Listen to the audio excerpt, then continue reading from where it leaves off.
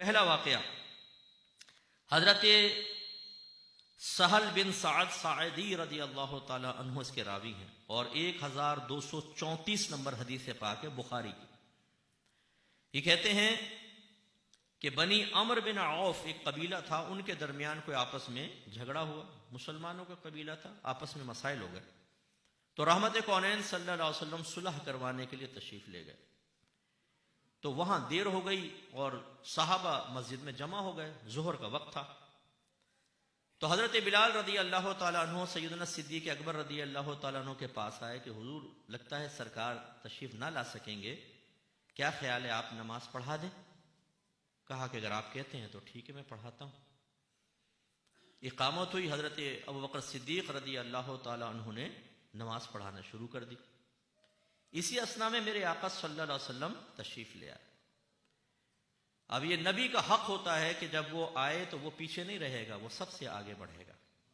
لہذا نبی کریم تشریف لائے اور یہ حدیث میں نہیں ہے، یہ میں عرض کر رہا ہوں اپنی طرف سے کہ رحمت کونین صلی اللہ علیہ وسلم کی آمد مبارک کی خبر آپ کے پسینے کی خوشبو دے دیا کرتی تھی، گلاب کی خوشبو پھیل جایا کرتی تھی. سرکار تشریف لائے، پچھلے صف والوں کو احساس ہوا، جگہ چھوڑ دی، سرکار آگے بڑھے، دوسری تیسری چوتھی، حتیٰ کہ سیدنا صدیق اکبر کے پیچھے تشریف لے آئے. صحابہ کہتے ہیں کہ ابوبکر صدیق رضی اللہ تعالیٰ عنہ جب نماز پڑھاتے تھے تو بالکل دائیں بائیں توجہ نہیں کرتے تھے. اب صحابہ نے ہاتھ پہ ہاتھ مارنا شروع کیا تاکہ صدیق اکبر سمجھ جائے. تصفیق کہتے ہیں اس کو، ہاتھ پہ ہاتھ مارا کہ تاکہ سمجھ نہیں. پھر جب کافی ایسا زور زور سے مارا تو پھر صدیق اکبر متوجہ ہوئے کہ ہو کیا رہا ہے، یہ کیوں ہاتھ مار، دیکھو تو سرکار. تو راوی کہتے ہیں کہ حضرت نبی کریم صلی اللہ علیہ وسلم نے ان کو اشارہ فرمایا کہ آپ نماز جاری رکھیں، یعنی گویا کہ سرکار چاہتے تھے میں پیچھے نماز پڑھ لوں. لیکن روایت میں آتا ہے کہ صدیق اکبر رضی اللہ تعالی عنہ نے جب آپ کو دیکھا تو پیچھے ہٹتے چلے گئے اور پچھلی صف میں شامل ہو گئے اور نبی کریم صلی اللہ علیہ وسلم نے آگے بڑھ کر نماز پڑھائی. جب نماز سے فارغ ہو گئے تو رحمت کونین صلی اللہ علیہ وسلم نے ارشاد فرمایا کہ یا ابا بکر ما منعک ان تصلی للناس حین اشارت علیک، اے ابو بکر جب میں نے تمہیں اشارہ کر دیا تھا تو کس چیز نے تمہیں لوگوں کی امامت کرنے سے روکا؟ عرض کی ما کان ینبغی لابن ابی قحافہ ان یصلی بین یدی رسول اللہ صلی اللہ علیہ وسلم، یا رسول اللہ ابو قحافہ کے بیٹے کے لیے مناسب نہیں تھا کہ وہ سرکار کے سامنے کھڑے ہو کر نماز پڑھائے. میں آپ سے سوال کرتا ہوں، بچوں ذرا غور سے سنیے گا اور مجھے جواب دینا ہوگا. یہ بتائیے صدیق اکبر کا پیچھے ہٹنا نبی کریم کی توہین تھی یا تعظیم تھی؟ یہ نبی کریم کے لیے ایک عملی کوشش تھی یا صرف ذہن کے اندر کوئی تصور لانا تھا؟ عملی کوشش تھی نا. اس کا مطلب یہ ہوا کہ اگر کوئی حالت نماز میں ہو نبی کریم صلی اللہ علیہ وسلم کی تعظیم بجا لاتے ہوئے عملی کوشش کرے تو اس کی نماز ناقص نہیں ہوتی، کامل ہوتی ہے. تو پھر اگر نبی کریم کا نماز میں دھیان لے آئیں تو نماز ناقص کیسے ہوگی؟ اور اگر اس کے بارے میں یہ لکھا جائے کہ نماز میں نبی کا خیال لانا اپنے گدھے اور بیل کے خیال میں ڈوب جانے سے بدتر ہے، تو بتائیے ایسا آدمی قابل گرفت ہوگا کہ نہیں ہوگا؟ اور جب وجہ پوچھی جائے تو جواب یہ دیا جائے کہ ہم نے تو اس لیے کہا کہ اگر نماز میں نبی کا خیال آئے گا تو تعظیم کے ساتھ آئے گا، اور نماز میں تو اللہ کی تعظیم چاہیے، تو پھر اللہ کی تعظیم سے نبی کریم کی تعظیم کی طرف دھیان جائے گا یا دونوں کی طرف جائے گا اور شرک متحقق ہوگا. اس لیے تو ہم سوال کرتے ہیں، یہ بتائیے کہ صدیق اکبر رضی اللہ تعالیٰ عنہ پر شرک کا فتویٰ کیوں نہ لگا کہ انہوں نے تو عملی طور پر نبی کریم کو آگے کیا اور خود پیچھے ہو گئے. صدیق اکبر کا طرز عمل ہمارے لیے رول ماڈل ہے، اور نبی کریم صلی اللہ علیہ وسلم کو اس پر آبجیکشن نہ کرنا یہ ثابت کرتا ہے کہ صدیق اکبر کا نماز میں نبی کی تعظیم بچا لانا عین نبی کریم کی مرضی کے مطابق تھا. اور نبی کریم وہی کرتے ہیں جو اللہ وحی فرماتا ہے. اس کا مطلب ہے نماز میں نبی کی تعظیم بچا لانا اور نبی کی تعظیم کرنا، تعظیم نبی کا خیال لانا، یہ خود اللہ تبارک و تعالیٰ کی مشیت اور مرضی کے مطابق ہے.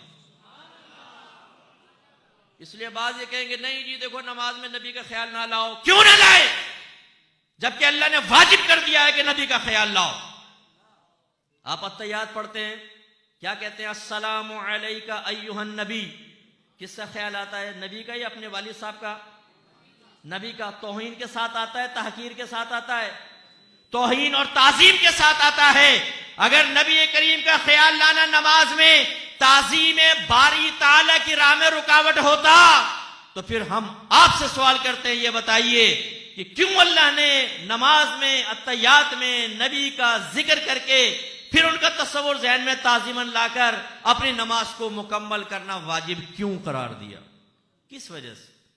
اس لیے غلط قسم کا خیال ہے کہ یہ نماز میں نبی کریم کا خیال نہ لاؤ. نماز میں نبی کا خیال آئے گا تو یاد رکھیں نماز تو اور کامل ہوگی. اللہ کی طرف توجہ, نبی کی طرف توجہ, نبی کی طرف توجہ, اللہ کی طرف توجہ ہے.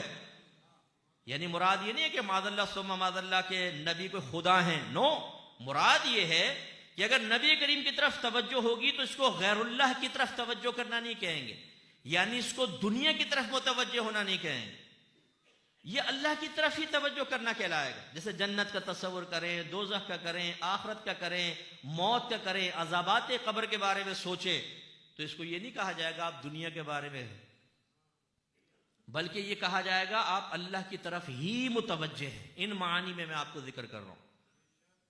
دیکھیں نا, نبی کریم صلی اللہ علیہ وسلم نے فرمایا تم اس طرح نماز ادا کرو گویا کہ تم اللہ تعالیٰ کو دیکھ رہے ہو, اور اگر تم اللہ کو نہیں دیکھتے تو وہ تو تمہیں دیکھ ہی رہا ہے. اب اس طرح نماز پڑھو جیسے تم اللہ کو دیکھ رہے ہو. اللہ تعالیٰ کو ہم کیسے دیکھ سکتے ہیں, ہے کہ نہیں؟ لیکن یہ تصور لانے کی کوشش کرو گویا کہ جیسے تم دیکھ رہے ہو. اگر نہیں دیکھتے تو اللہ تو تمہیں دیکھ رہا ہے, یہ تصور لے کر آؤ. اس کا مطلب اصل کیا ہے؟ ایسی چیز کا تصور کہ اللہ تبارک و تعالیٰ کی طرف ہماری توجہ رہے. تو صدیق اکبر رضی اللہ تعالیٰ عنہ نے قیامت تک کے مسلمانوں کو ایک درس دیا کہ نماز میں نبی کے خیال لانے سے نماز ناقص نہیں ہوتی, بلکہ تعظیماً عمل اختیار کرنا کہ پیچھے ہٹ کے نبی کریم صلی اللہ علیہ وسلم کو مصلی دے دینا, ایک عملی تعظیم بجا لانا, اس سے بھی نماز ناقص نہیں ہوتی بلکہ کامل و اکمل ہو جاتی ہے. اور پھر نبی کریم کا خاموش ہونا, اس پہ اعتراض نہ کرنا, یہ اس کو اور تائید اور توثیق بخش رہا ہے. اچھا ذرا غور کیجئے, میں آپ سے کویسچن کرتا ہوں, بتائیں صدیق اکبر پیچھے کیوں ہٹے تھے؟ بولیے. کیا یہ بات جو آپ کو مجھے سمجھ میں آ رہی ہے نبی کریم کو سمجھ میں نہیں آئی؟ بھائی آئی نا. یہ کون سی ایسی بات؟ پھر کیوں پوچھا اے صدیق تم پیچھے کیوں ہٹے جبکہ میں نے اشارہ کر دیا تھا؟